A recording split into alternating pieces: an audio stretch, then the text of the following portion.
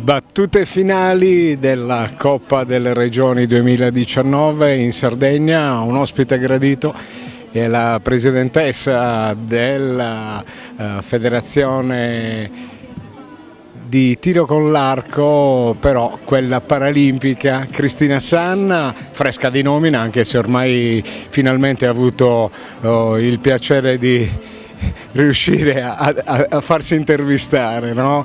Perché poi in questa isola meravigliosa la Fitarco ha trovato, credo, la degna accoglienza di una terra che con l'arceria davvero ha tanto a che fare.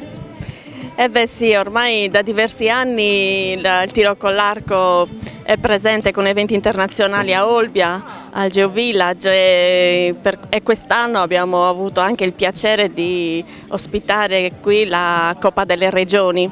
Oltretutto ha gareggiato anche un'atleta paralimpica della Calabria che non ho avuto ancora il piacere di conoscere, ma spero presto di poterla conoscere, e questo è molto bello perché il tiro con l'arco è una delle discipline dove c'è una perfetta integrazione tra atleti paralimpici e atleti olimpici, e quindi questo non può che farci piacere e onore. Oscar De Pellegrin tirava insieme normodottati con risultati sicuramente eccezionali. Lo stato di salute del Paralimpico in Sardegna, Cristina?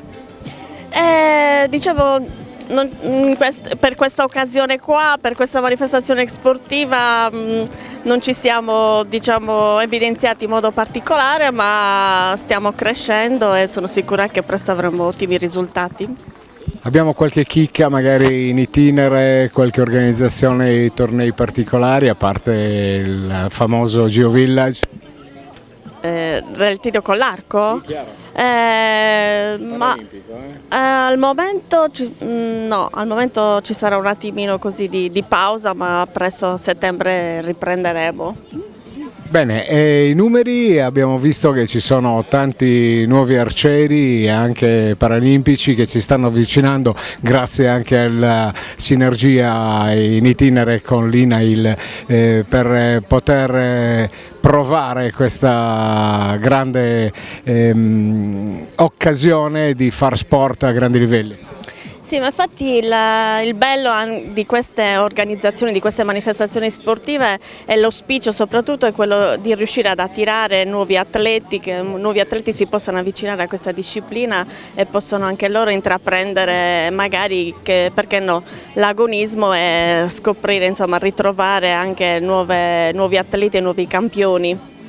Sì, poi certo, chiaramente con l'avviamento allo sport, con l'INAIL lo scopo è quello di fare tanta promozione, è quello appunto di coinvolgere tanti più atleti possibili.